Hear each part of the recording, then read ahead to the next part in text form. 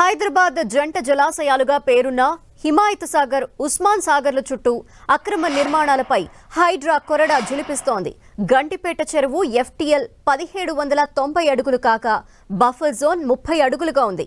గండిపేట చెరువుకు 100 మీటర్ల వరకు గ్రీన్ రిక్రియేషన్ జోన్, 500 మీటర్ల వరకు నిషేధిత జోన్ ఉంది. గండిపేట చెరువుకు కిలోమీటర్ వరకు G+2 నిర్మాణాలకు మాత్రమే అనుమతి ఉంది. గండిపేట చెరువును కబ్జా చేసి ఖానాపూర్లో కట్టిన 14 నిర్మాణాలు నేలమట్టం చేశారు హైడ్రా అధికారులు. చిలుకూరులో, ఉస్మాన్ సాగర్లో 6.5 ఎకరాల్లో కట్టిన 10 నిర్మాణాలు కూల్చివేశారు. గండిపేట చెరువును ఆక్రమించి కాంగ్రెస్ నాయకుడు పల్లం రాజు సోదరుడు పల్లం ఆనంద్, కావేరీ సీడ్స్ యజమాని జీవి భాస్కర్ రావు, మంతని నుంచి బీజేపీ తరపున ఎమ్మెల్యేగా పోటీ చేసిన సునీల్ రెడ్డి, ప్రో కబడ్డీ జట్టు యజమాని శ్రీనివాస్ భార్య అనుపమ నిర్మాణాలు చేపట్టారు. గండిపేట చెరువును ఆక్రమించి కట్టిన ఆయా నిర్మాణాల్ని హైడ్రా నేలమట్టం చేసింది. హైదరాబాద్ జంట జలాశయాల FTL పరిధిలో కబ్జాలకు సంబంధించి పూర్తి వివరాలు మా ప్రతినిధి కరుణాకర్ అందిస్తారు. మనం గండిపేట దగ్గర ఉన్నాము. మనం చూస్తున్నాం సరిగ్గా 112 ఏళ్ల క్రితం అంటే 1912లో నిజాం కాలంలో ఈ రెండు చెరువులు ఉస్మాన్ సాగర్, హిమాయత్ సాగర్ రెండు చెరువులను హైదరాబాద్ తాగునీటి అవసరాల కోసం తవ్వించడం జరిగింది. అప్పటి నుంచి కూడా కొన్ని దాదాపు 80-90 ఏళ్ల పాటు ఈ రెండు జలాశయాలు హైదరాబాద్కు తాగునీటి అవసరాలకు ఎంతో ఉపయోగపడ్డాయి. కానీ కాలక్రమేణా ఈ రెండు చెరువులు కూడా హిమాయత్ సాగర్, ఉస్మాన్ సాగర్ రెండు చెరువులు కూడా పెద్ద ఎత్తున ఆక్రమణకు గురైన పరిస్థితిని మనం చూస్తున్నాం. ఈ రెండు చెరువులలో దాదాపు 40% మేర చెరువు అంతా కూడా కుచించుకుపోయి ఆ చెరువునంతా కూడా కబ్జా చేసి పెద్ద ఎత్తున కట్టడాలు కట్టిన పరిస్థితిని మనం చూస్తున్నాం. ఈ రెండు చెరువులను కాపాడేందుకే 1996లోని అప్పటి తెలుగుదేశం ప్రభుత్వం సమైక్య ఆంధ్రప్రదేశ్లో 111 జీవోను ప్రత్యేకంగా తీసుకొచ్చింది. ఈ రెండు జలాశయాలకు సంబంధించి 10 కిలోమీటర్ల మేర పరిసరాల్లో మొత్తం 84 గ్రామాల పరిధిలో ఈ 111 జీవో పెద్ద ఎత్తున ఆంక్షలు విధించింది. ఎన్ని ఆంక్షలు ఉన్నా 111 జీవో కఠినమైన నిబంధనలు ఉన్నప్పటికీ కూడా పెద్ద ఎత్తున ఈ గండిపేట కావచ్చు, ఉస్మాన్ సాగర్ కావచ్చు, హిమాయత్ సాగర్ రెండు కూడా పూర్తి స్థాయిలో ఆక్రమణకు గురైన పరిస్థితిని మనం చూస్తున్నాం.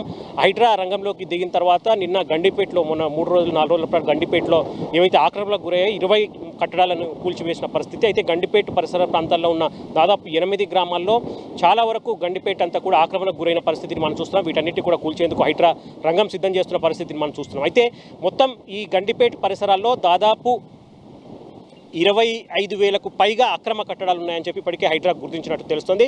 ఆ కట్టడాలకు సంబంధించిన పూర్తి స్థాయిలో నోటీసులు జారీ చేయడంతో పాటు ఆ కట్టడాలకు సంబంధించిన కూల్చివేతలు ఎంతవరకు తీసుకొస్తారు, ఎందుకంటే ప్రభుత్వం 111 జీవోను కూడా ఈ హైడ్రా పరిధిలోకి తీసుకొచ్చే ప్రయత్నం చేస్తుంది. 1-2 రోజుల్లో ముఖ్యమంత్రి రేవంత్ రెడ్డి దానిపై నిర్ణయం తీసుకునే అవకాశం కనిపిస్తుంది. కాబట్టి ఒకవేళ 111 జీవోను కనుక హైడ్రా పరిధిలోకి తీసుకొచ్చి హైడ్రాకు మరిన్ని అధికారాలు కట్టబెడితే మాత్రం ఖచ్చితంగా గండిపేట, ఉస్మాన్ సాగర్, హిమాయత్ సాగర్ ఈ రెండు జలాశయాల చుట్టూ ఉన్న కట్టడాలు దాదాపు 25,000 పైగా కట్టడాల విషయంలో హైడ్రా ఎటువంటి నిర్ణయం తీసుకుంటున్నది సామాన్యులతో పాటు అందరిలో కొంత ఆసక్తి నెలకొన్న పరిస్థితి మనం చూస్తున్నాం. గండిపేటలో చాలా వరకు ప్రముఖుల ఫామ్ హౌస్లు కావచ్చు, గెస్ట్ హౌస్లు కావచ్చు చాలా వరకు ఉన్నాయి. వాటన్నిటిని కూడా రక్షించేందుకు చాలామంది హైడ్రా వాటన్నిటిని కూడా కూల్చేందుకు ప్రయత్నం చేస్తుంది.